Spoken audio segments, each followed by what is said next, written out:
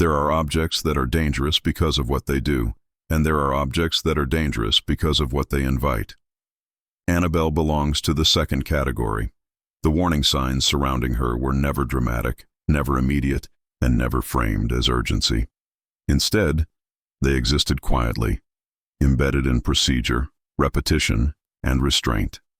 From the moment containment became necessary, one principle guided every decision: access changes outcomes.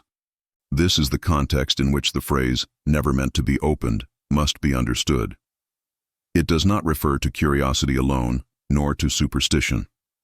It refers to a system of boundaries designed to limit interaction with something that responded predictably to engagement. The doll itself was not treated as a mystery to be solved, but as a condition to be managed. Early in the containment phase, investigators recognized that physical barriers served a dual purpose. They restricted proximity, but they also communicated intent. A sealed environment signals danger without explanation. It discourages casual interaction. Annabelle's enclosure was not designed to imprison, but to interrupt a pattern. That pattern involved attention, familiarity, and gradual normalization. The more an object is interacted with, the more it becomes part of the environment. Once normalized, vigilance declines. Investigators understood that normalization posed a greater risk than fear. Fear repels, familiarity invites. The containment of Annabelle was therefore structured to prevent familiarity from forming. The case was not about locking something away. It was about preserving distance. What is often misunderstood is that the containment was never considered permanent security. It was considered risk reduction. There was no illusion that glass, locks, or warnings eliminated influence. They limited it. The effectiveness of these limits depended entirely on compliance. As long as boundaries were respected, activity remained stable. When boundaries were challenged, effects followed. This cause and effect relationship was documented repeatedly. It reinforced the conclusion that the danger associated with Annabelle was conditional rather than constant. The object did not act indiscriminately. It responded to interaction.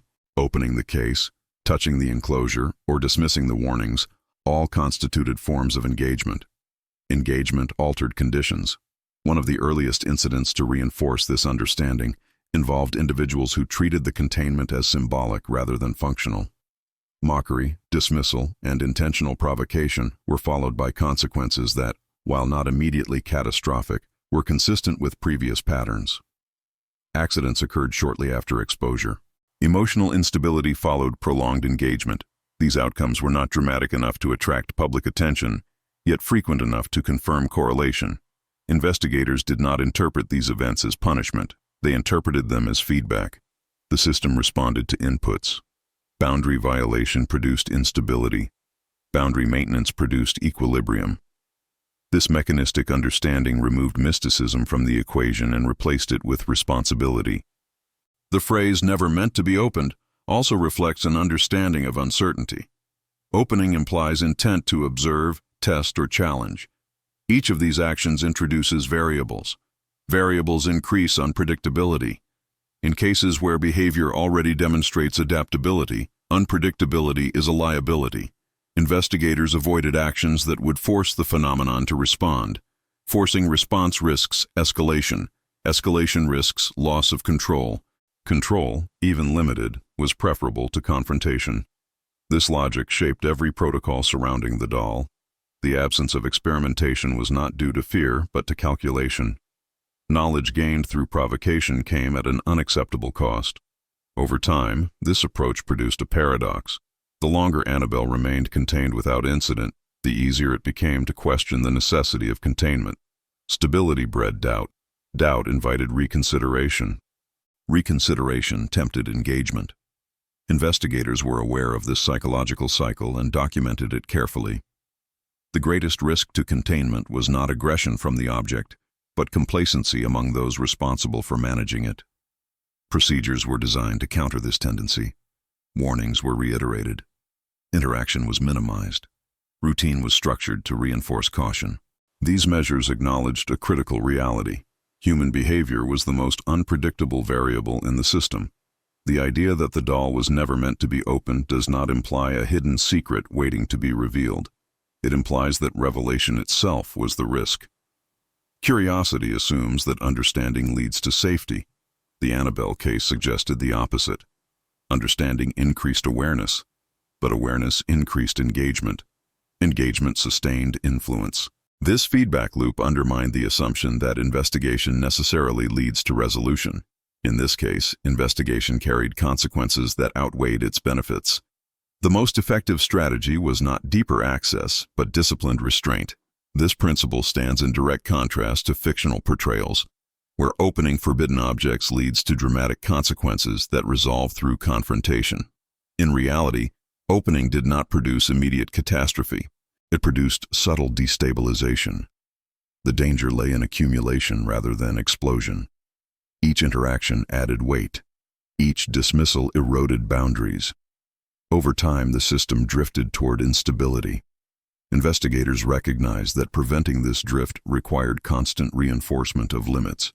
The case did not demand heroism, it demanded consistency. The first lesson of this phase is therefore not about fear, but about boundaries.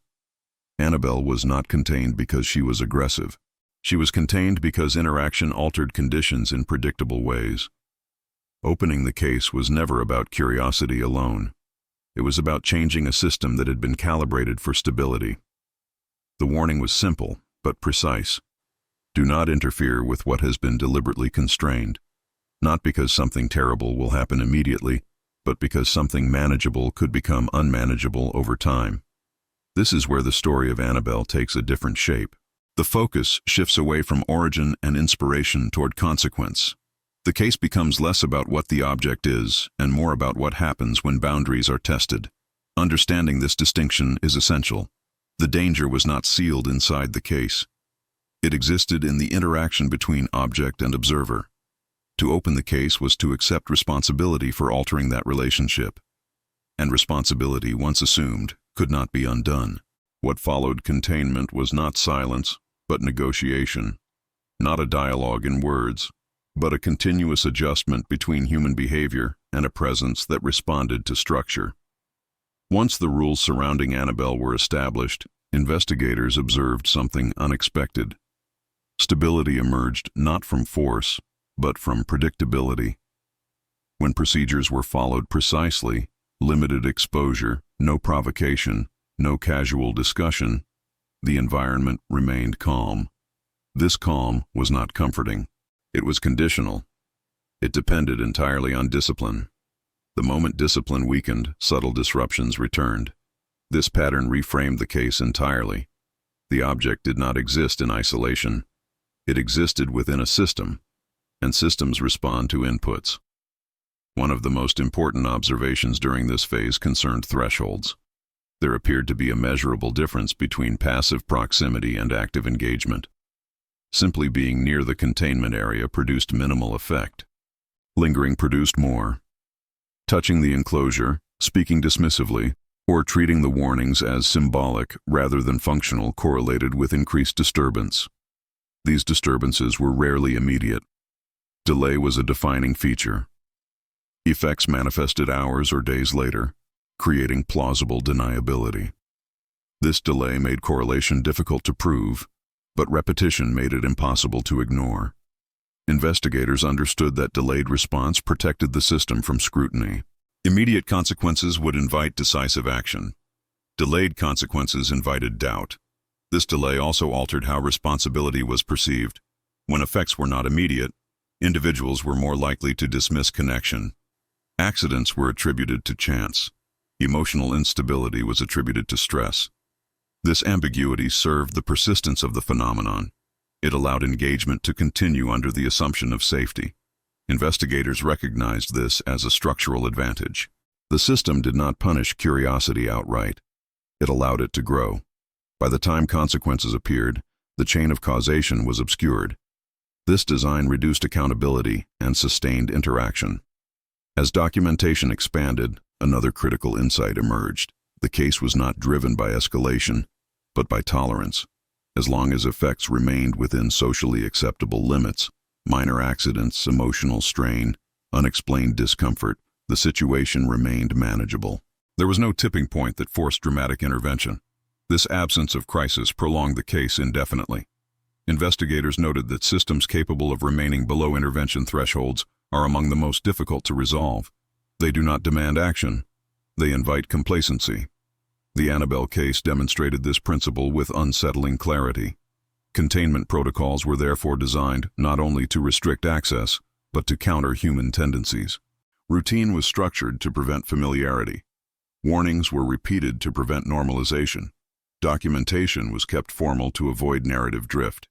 Each of these measures acknowledged a simple truth: humans adapt quickly to risk. Once risk feels familiar, it feels smaller. The greatest threat to containment was not the object, but the gradual erosion of caution. Investigators treated complacency as a variable that required constant management. Another layer of complexity emerged when considering third-party exposure.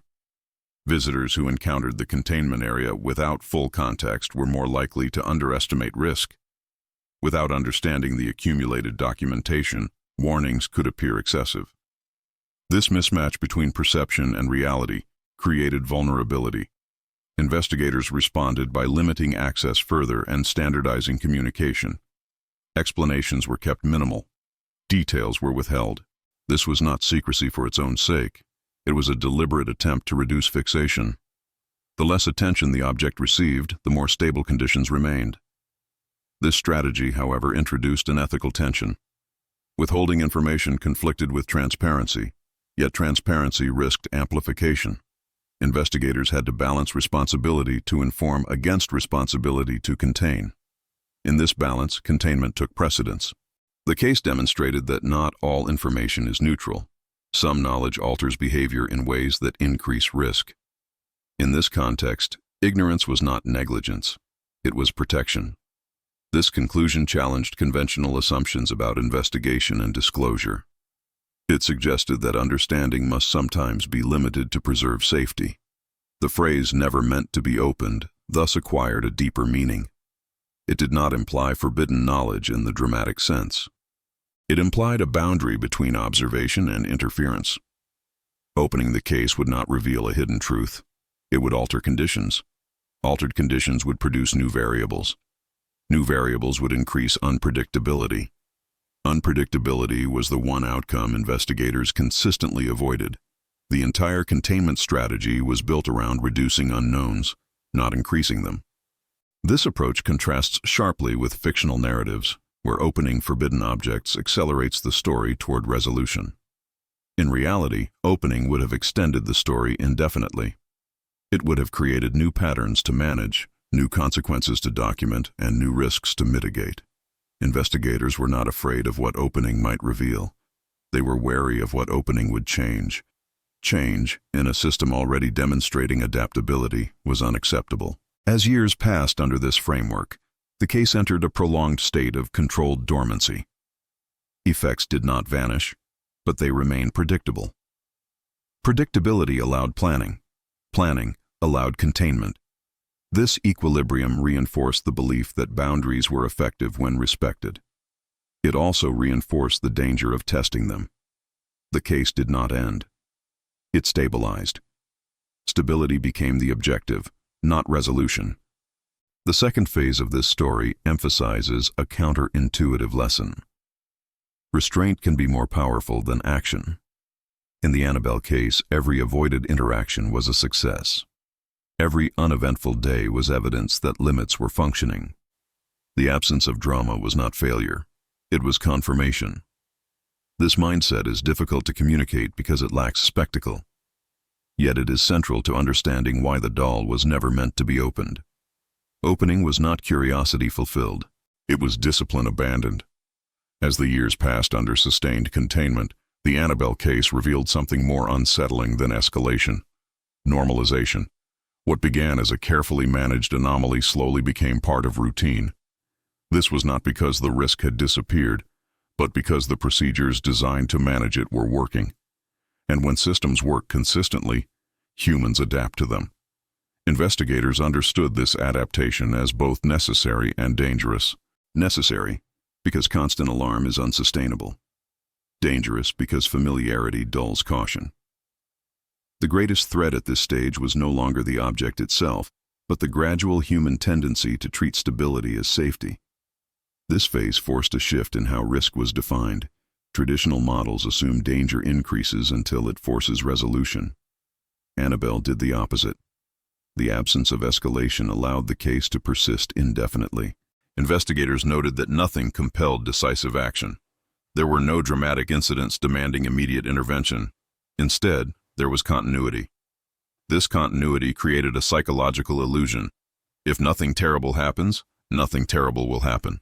The case demonstrated how misleading that assumption can be. Stability was not evidence of harmlessness. It was evidence of balance, and balance could be disrupted. One of the most closely studied factors during this period was attention drift. Over time, even strict procedures can lose their psychological weight. Warnings become background noise. Protocols become habits. Habits invite shortcuts. Investigators documented moments where individuals lingered slightly longer than permitted, spoke casually near the containment area, or questioned whether restrictions were still necessary. None of these actions produced immediate consequences. That absence reinforced doubt. Doubt, in turn, encouraged further testing of boundaries. This incremental erosion of discipline was identified as the most serious long-term risk factor. What made this erosion especially dangerous was its invisibility. No single action constituted a violation serious enough to trigger alarm. Each action, taken alone, appeared harmless. But the system did not respond to individual actions in isolation. It responded to patterns. As engagement increased cumulatively, subtle effects returned. Increased anxiety, sleep disruption, a sense of unease that resisted explanation. Investigators recognized these signs not as new developments, but as reminders.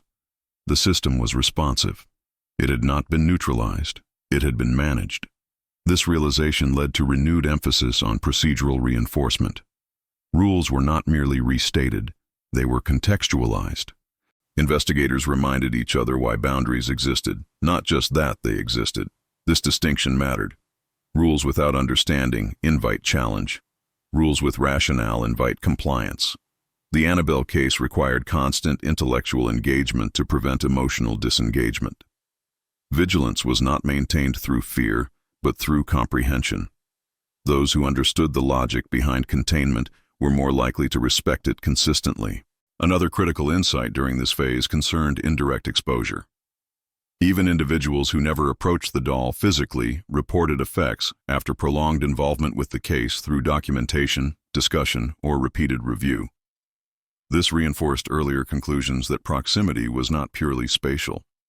Cognitive engagement functioned as another form of access. Thinking about the object, speculating about its nature, or repeatedly revisiting its history appeared to sustain influence. This finding was particularly troubling, as it challenged assumptions about containment entirely. Physical barriers could not prevent mental fixation. The only effective countermeasure was intentional disengagement. This understanding reframed the meaning of never meant to be opened once again. Opening was no longer limited to physical access. It included conceptual access. Opening the case mentally, through obsession, fixation, or repeated analysis, altered conditions just as surely as opening the enclosure would have. Investigators began treating the case itself as a boundary. Information was compartmentalized. Exposure to details was limited to those whose roles required it. This approach acknowledged a difficult truth.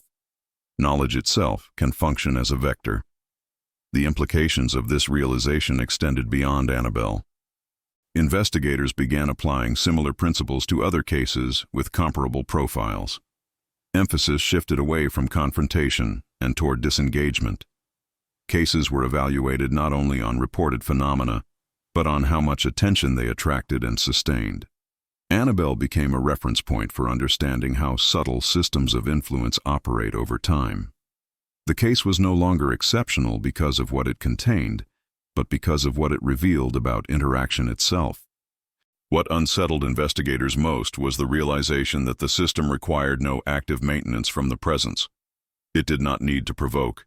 It did not need to escalate. Human behavior did the work. Curiosity, doubt, and the desire for certainty created openings without force. This realization removed any remaining illusion of control. The situation was not dangerous because it could overpower human agency. It was dangerous because it could exploit it quietly. This phase also marked the point where the case's cultural afterlife began to diverge irreversibly from its documented reality. As popular narratives grew more sensational, the real lesson became harder to communicate. The public image of Annabelle emphasized overt evil and dramatic consequence. The documented case emphasized restraint and responsibility. This divergence mattered because it encouraged the wrong kind of engagement. Fear invites distance. Sensationalism invites fascination. Fascination sustains attention. Attention sustains influence. Investigators recognized this irony, but could not fully counter it. By this stage, the case was no longer about discovery. It was about maintenance of understanding. The goal was to prevent misinterpretation from undermining procedure. Those responsible for the case accepted that the object would likely outlast their involvement. This acceptance introduced a generational perspective. Procedures had to be transferable. Understanding had to be preserved without inviting fixation. The challenge was not to solve the case, but to pass it on responsibly. The third part of this story reveals the deepest tension at the heart of the Annabelle case. Containment succeeded precisely because it avoided closure. Closure would have invited scrutiny, testing, and renewed engagement. By remaining unresolved, the case discouraged intervention. The absence of an ending was not an oversight. It was a feature. Annabelle was never meant to be opened, because opening, physically or conceptually, would collapse the system that kept influence within limits. This understanding sets the stage for the final phase. The question is no longer how the object behaves, but how long humans can maintain discipline in the absence of visible threat. The danger is no longer external. It resides in patience, memory, and the slow erosion of boundaries over time. The final phase of the Annabelle case is defined by a realization that arrived slowly and without ceremony. Containment was never a temporary measure. It was the outcome. By this stage, investigators no longer spoke in terms of solutions or endings. Those concepts implied a finality that the case had never demonstrated. Instead, the focus shifted entirely toward continuity. How to preserve boundaries over time, how to transfer responsibility, and how to ensure that procedures survived beyond the individuals who created them. This was not resignation. It was clarity. The case had revealed its nature not through escalation, but through endurance. One of the most significant conclusions reached during this phase was that the object itself required less management than the human response to it. Annabelle had proven consistent. Her influence, while subtle, followed recognizable patterns. Human behavior, by contrast, fluctuated. Attention waned. Curiosity resurfaced. Skepticism returned in cycles. Each shift in attitude introduced risk.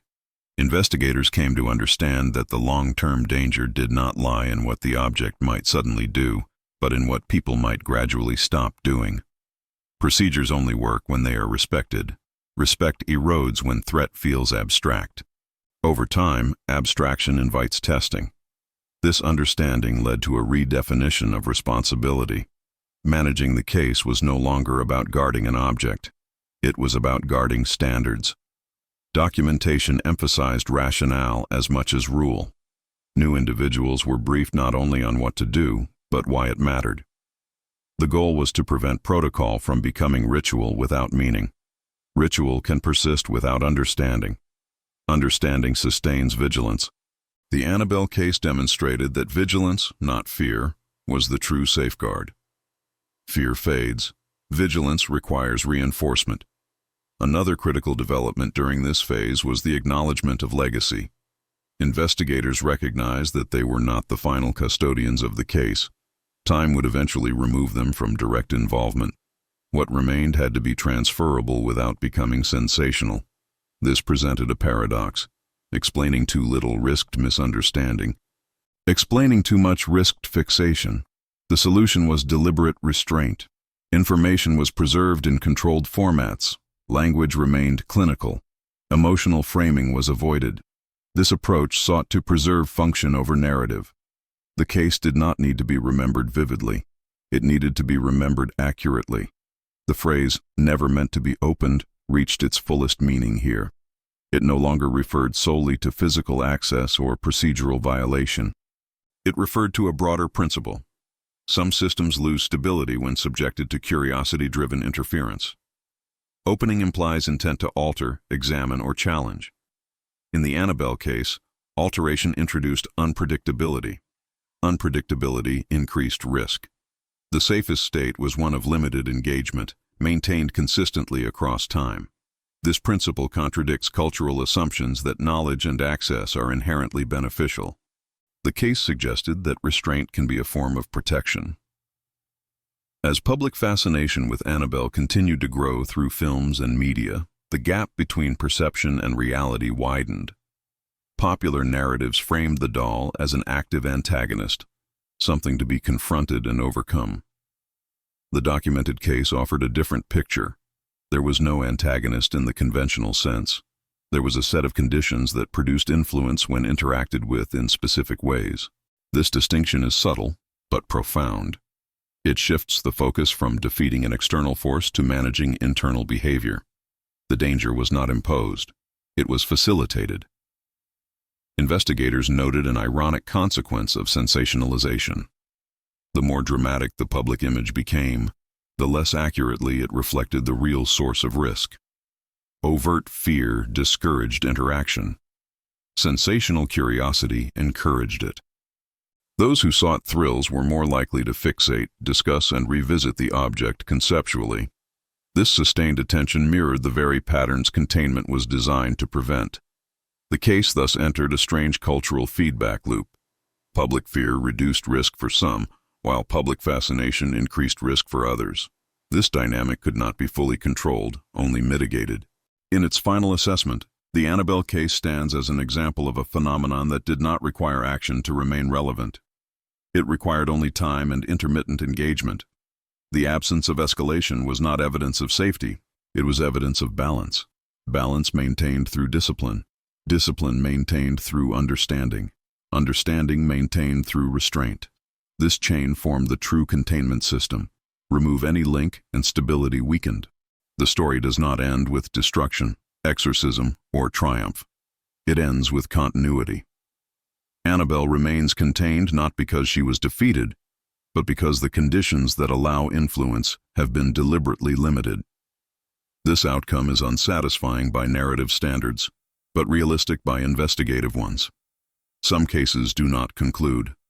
They persist. Managing them requires acceptance of uncertainty and commitment to boundaries that may never be tested openly, yet must always be respected. This is why the doll was never meant to be opened. Not because it concealed a secret waiting to be revealed, but because opening represented a shift from management to interference.